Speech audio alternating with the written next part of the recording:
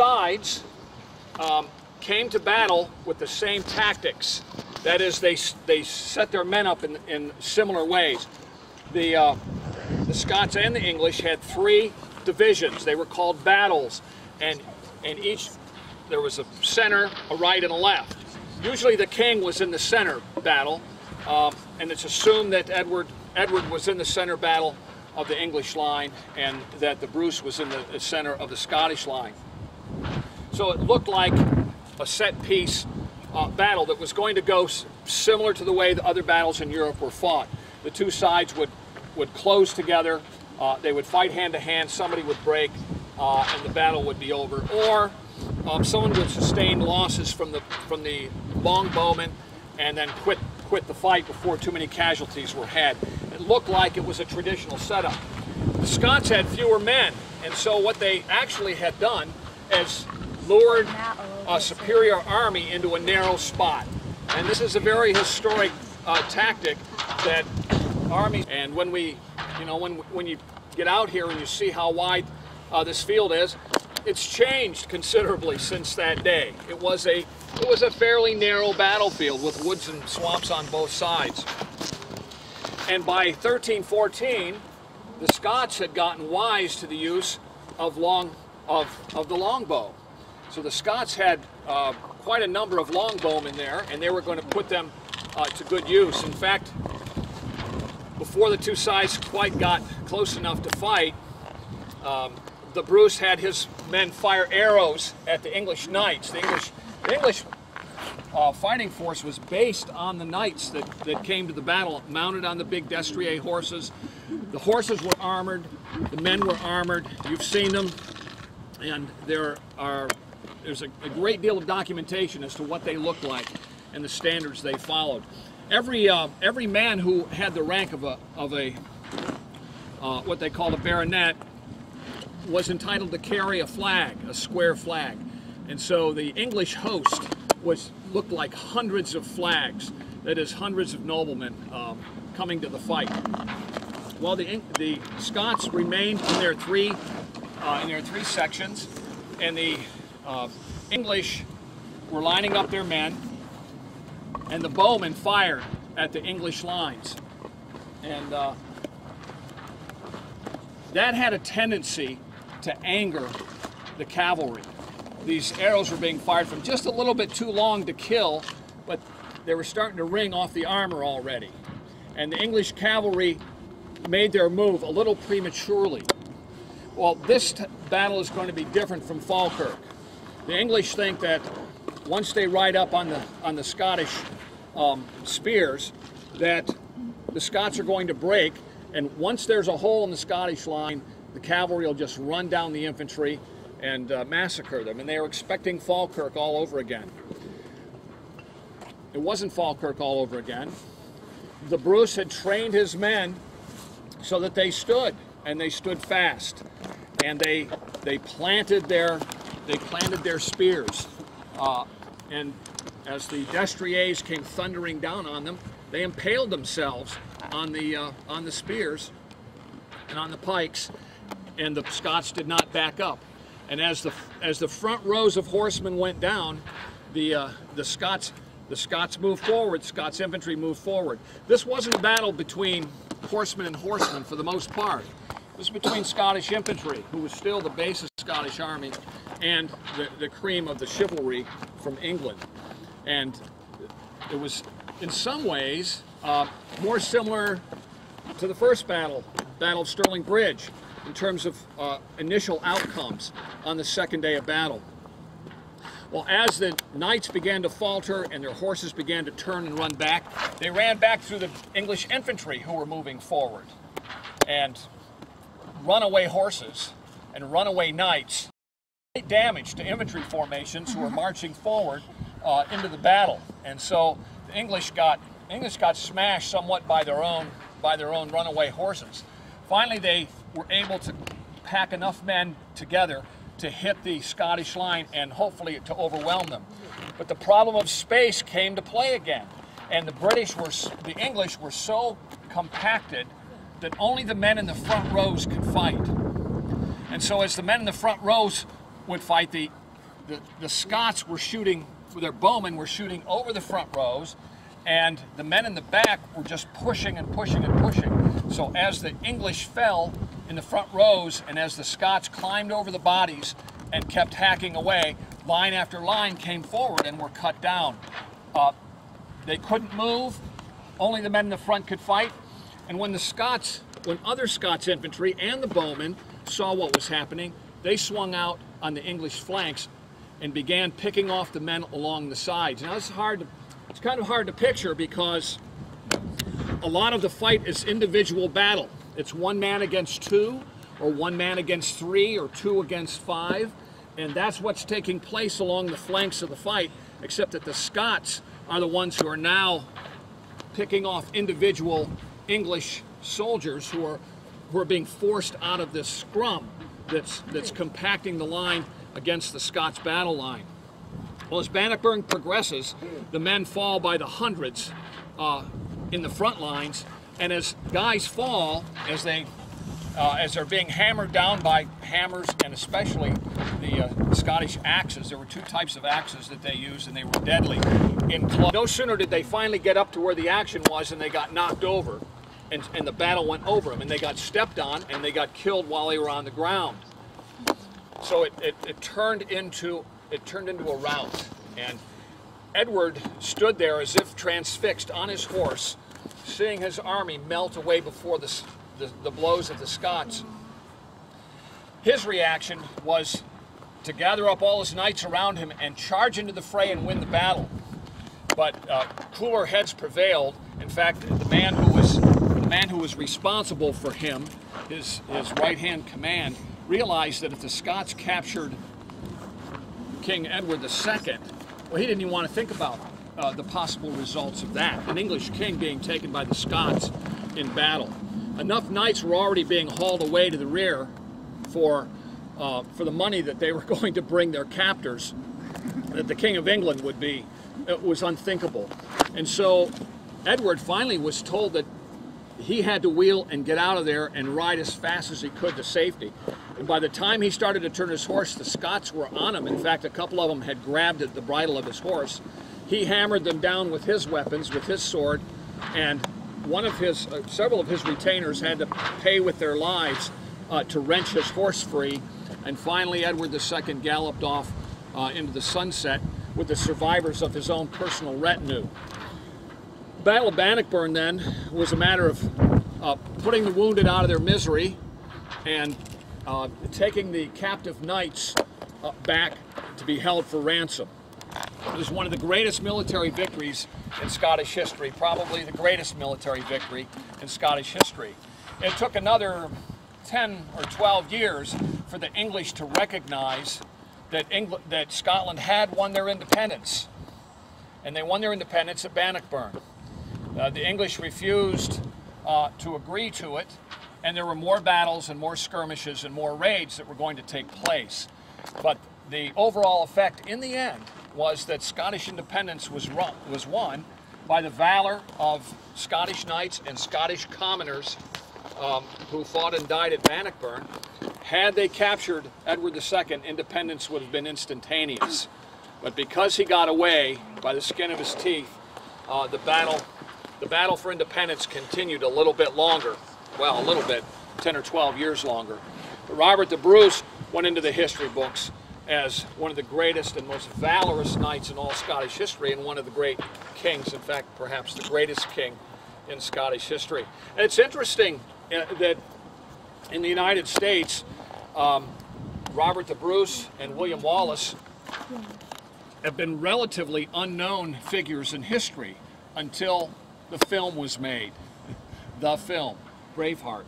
And once that came along, it reintroduced not just Scotland to their own heroes, but it introduced those heroes to the United States. And these historical sites have been overwhelmed with a response for 2 years after the film. Their tourism doubled and tripled just because of the film, inaccurate though it is in so many points. But these men are genuine heroes, and we ourselves have been reminded of the price that was paid for liberty and the ideas of liberty and freedom here at Bannockburn and the other battlefields that we've seen. And they took their losses. They definitely took their losses at Dunbar and at Falkirk and at myriad other places. But at Bannockburn, the Scots army stood, lured the English to their deaths on this battlefield. Now, do you have any questions about the battle? It's one of the more interesting, tactically, it's one of the more interesting fights in history. There aren't too many written accounts. It's all had to be pieced together through rumor and through later accounts by priests and by scholars. The men who were here wrote very little about it, and so the battle has had to be pieced together through many different sleights of hand and subtle historical tactics to figure out exactly how the battle went. But I think a good job has been done with that, and we know pretty much what happened. There's still lots of unknowns about this battle. As I said, most of the men on the field didn't read or write, and the ones who did ended up as casualties. So it's kind of difficult to figure out exactly every detail, but Bill, I think they've got it. A couple of questions. First question I have is this. You mentioned that they had to dispatch the wounded. Are you telling me that of the hundreds of thousands of people that were wounded, did they just go and basically put them to death, take them out of their misery after the battle? For the most part, all the commoners, people in those days known as horseless men. If you had a horse, you were a wealthy person. You may not be a nobleman, but you had substance, and you were worth something. But if you were a horseless man, if you were a farmer or a laborer, your life wasn't worth anything on the battlefield, other than what the man that you were a vassal to could get out of you. And so the wounded were pretty much put to the sword unless they had ransom value, and this was true on both sides typically. Did you have a question, Joshua? Yes, sir. If Edward II had been captured, is it possible that we would have had Robert the Bruce as a king of England? The question was, had Edward II been captured, would Robert the Bruce have become king of England? That is really a great question. That's what you need to write your doctoral dissertation on. Probably not. Probably not. There were plenty of great noble Englishmen waiting in the wings to become the monarch. And because Edward II was a rather weak king, there were those who thought they could replace him anyway. As it turns out, his own son lived long enough to become Edward III. But probably he would not have. He would have been satisfied with being the King of Scotland.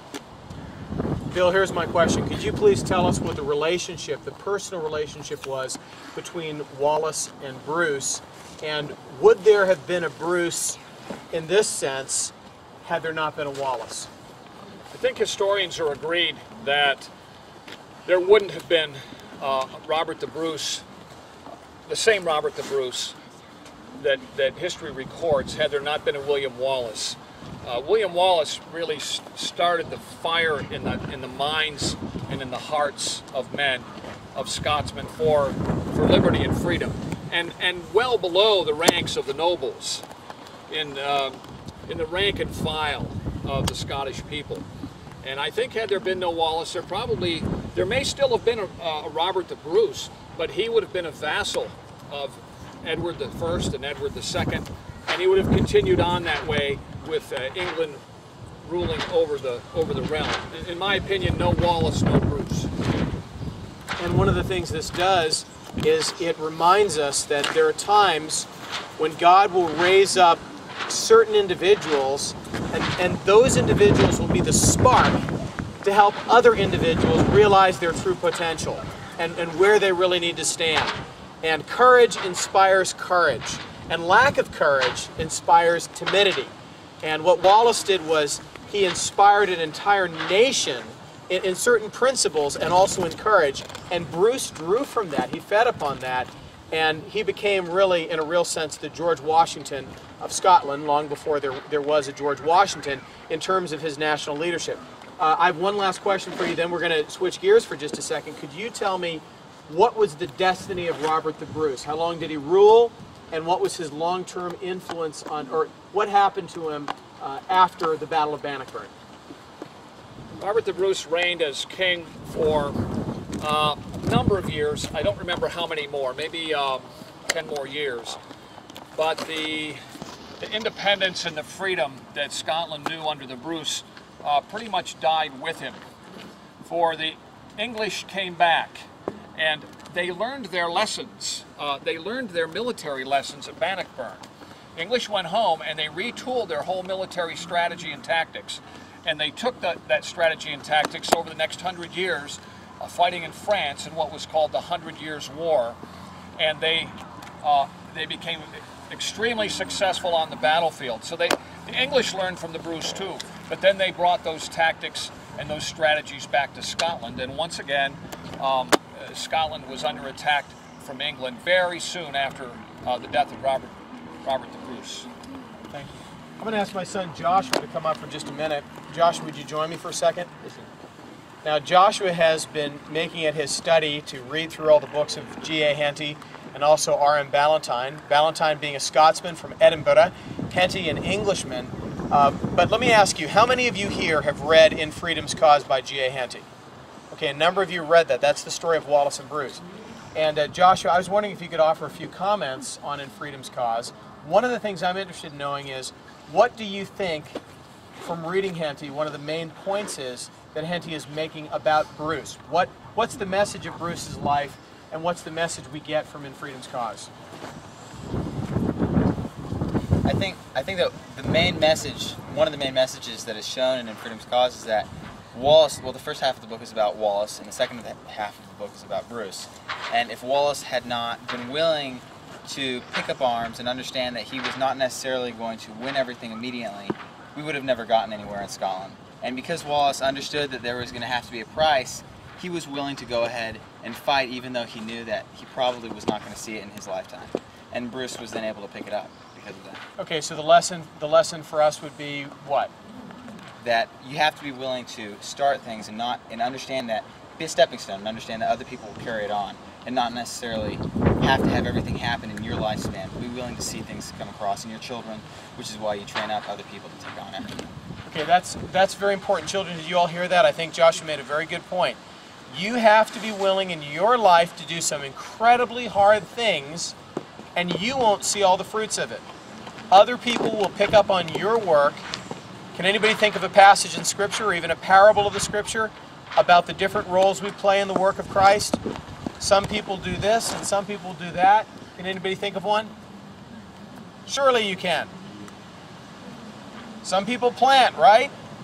And some people water. Some people harvest. Each person plays a different role in a generational vision, and that's part of what Henty is saying. Anything else from Henty's book you might want to add? Yes, sir. When I was reading In Freedom's Cause, it was really interesting to see the perspective of an Englishman on this war for freedom that was in Scotland, because Henty was very much an Englishman and loved England, but he saw the flaws and the mistakes that the English had at this point, and really understood the strengths that Wallace and Bruce had and how they were really fighting for what they believed in their families and their country. What do you think about In Freedom's Cause as a book? I think it's a tremendous story. It's one of Henty's best. Any quotes from there that you'd want to share? Not particularly. Okay, all right. Wesley, I'm going to bring you up here for just 1 second. First of all, the song Scots Whahay from Wallace Bled, Now's the Day, Now's the Hour, the song that Robert the Burns made famous and retooled. When Sam Houston put out a broadside calling men to come to his army, it said, now's the day and now's the hour atop that. Okay, whoa, stop. Did you catch that? The Battle of the Alamo, or excuse me, during this great fight that's taking place, Houston is invoking Robert the Bruce via Robert Burns to call people to stand against tyranny. That's America. That's a connection. Okay, more. Also, wow. at the Battle for the Alamo itself, we know that there's a 13-day siege that Generalissimo Santillana made, and he brought 4,000 to 5,000 troops, and then 187 men would lose their lives. When the Mexican army, and this is well documented, when the Mexican army, after they had killed every last man, went into the barracks of William Barrett Travis, the man who put out the call "Victory or Death," he found books sitting there by the bench where he was studying by night and writing these letters calling men to come to the defense of the Alamo. He found several of Sir Walter Scott's stories, including the story of Scotland in the fight for freedom. So the spirit of the Scottish were alive in the men who died at the Alamo, and then a few months later, Sam Houston, who led that army to victory, invoked. In fact, he quoted a number of other Robert Burns poems to his men. So it's without a doubt a connection that we can draw from. Well, how many? Well, here's a song that takes us to the times that Mr. Potter was talking about, just after Robert the Bruce had passed on, and the Scottish independence was less likely and eventually to cease in battle. This is my favorite song, harking back. And as I'm singing this, if you look around here, the images can kind of come alive for you.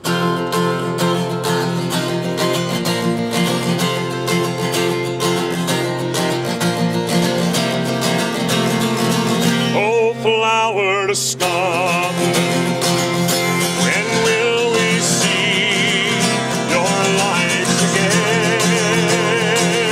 That fought and died for your wee bit till and glen and stood against proud Edward's army and sent them homeward, changing again.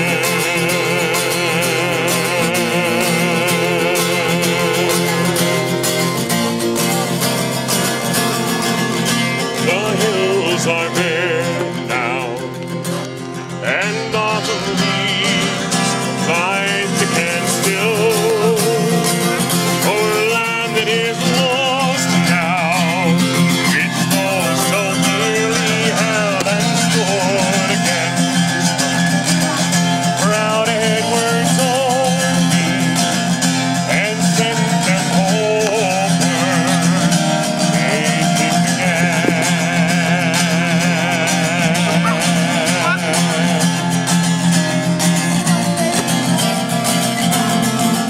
Those days are past, and in the past they must remain.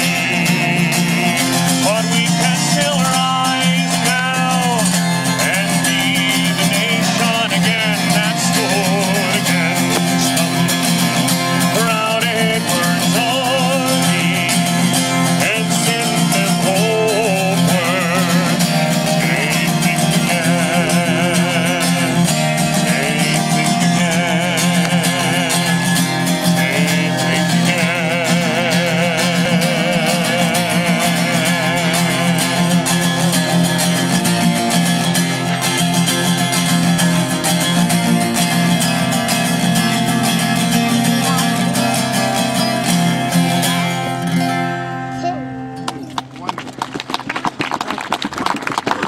Doug, I offer you a choice. Do you want to hear another song, Scottish Independence or Remember the Alamo?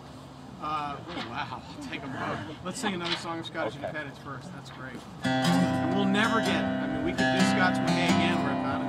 And we're learning that song today, so we'll never get tired of that. Here's a song that takes us up a few hundred years now to 1745 is what they call it. The last modern rising, 1689, 1715, and 1745 to 46.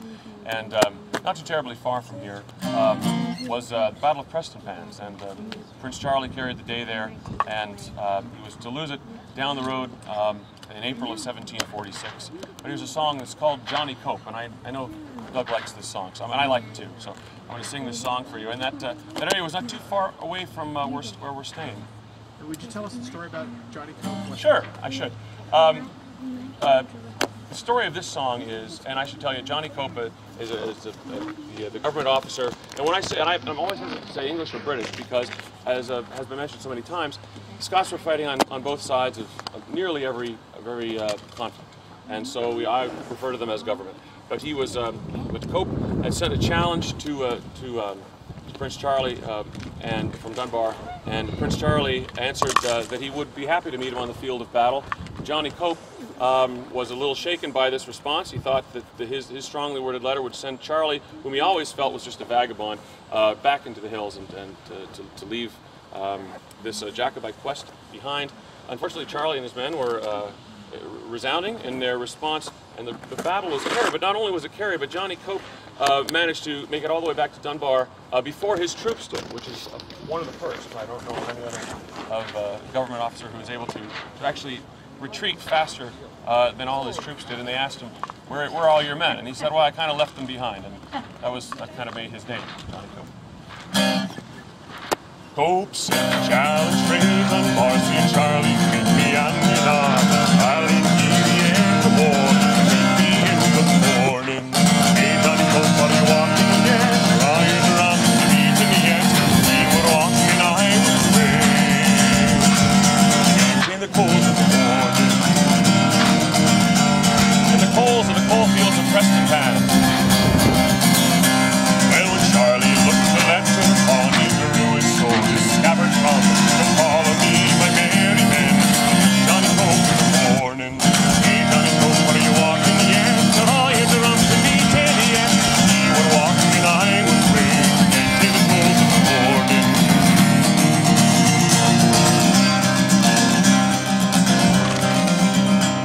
Well, when Johnny Cope he heard of this, he bucked it one day, me and this. Hey, a horse in the readiness, see a war in the morning.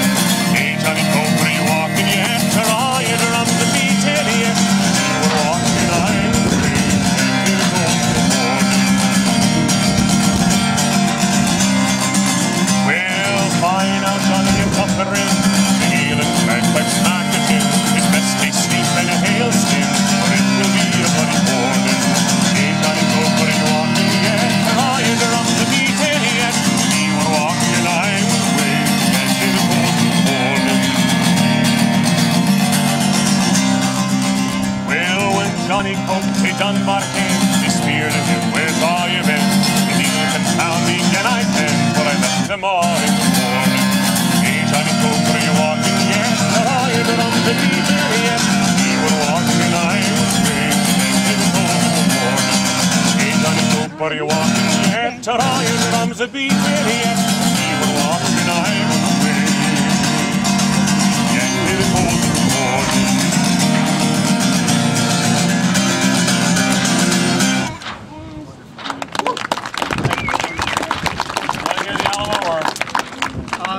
I want to have everybody sing Scots Way. Would you guys sing Scots Way one more time? You're at Bannockburn. Don't you think you need to sing Scots Way? Yeah. Jordan, will you? Thank you, everybody. Can we hear around the Alamo? What? Okay, we'll say Remember the Alamo after that for Wesley. 2 more songs. Okay, sure. All right, take out your books, everybody. Take out your books.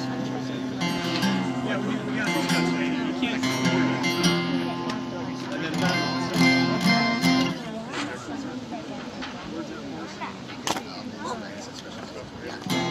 Okay. what number is it? Page 39. Okay, page 39, everybody.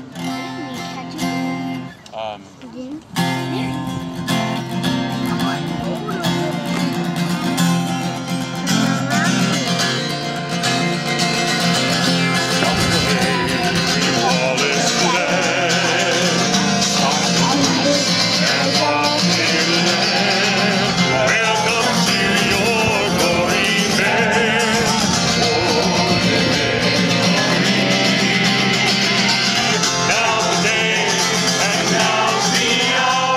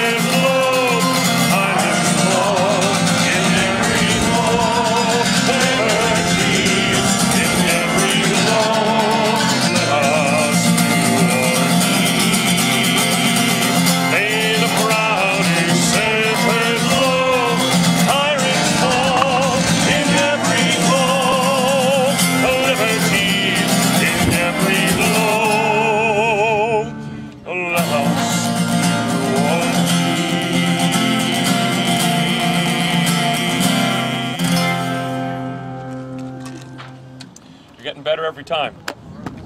All right, I'll sing Remember the Alamo for Wesley. Okay, sense. And I knew, and there was a bagpiper there. I understand he wasn't a great bagpiper, but at least he was there. The Alamo, right? That's correct. And so I'll sing you this song. Thank you.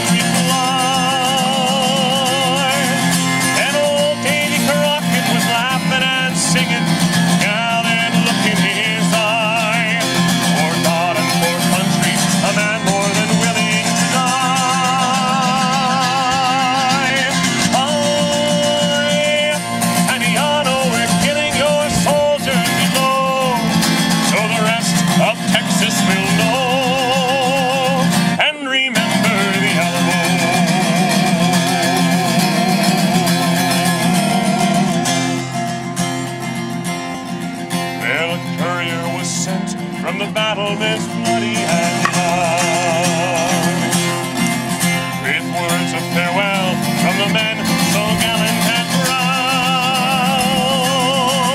We've not little darling my dying, if Texas be sovereign and free, we'll never surrender and never will liberty be.